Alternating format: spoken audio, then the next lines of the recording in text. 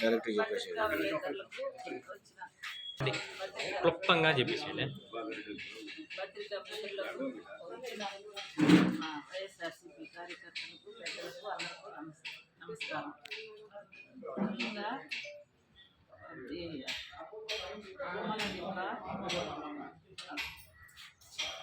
14 ఏళ్ల బాలిక మీద జరిగిన అత్యాచార ప్రయత్నాన్ని దాని గురించి పూజితమ్మ ప్రెస్ మీట్ పెడితే దాని మీదట పూజితమ్మకు నోటీసులు ఇవ్వటాన్ని నేనైతే తీవ్రంగా ఖండిస్తున్నాను.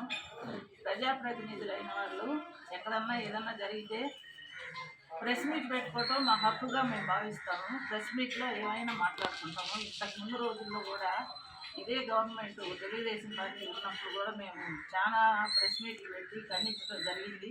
కానీ ఇంతకుముందు మరి ఇంత దారుణంగా ప్రశ్నించిన వాళ్ళ మీద కేసులు పెట్టడం అనేది లేదు.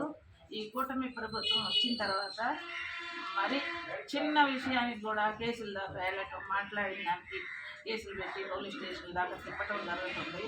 అదైతే తీవ్రంగా ఖండిస్తున్నాను.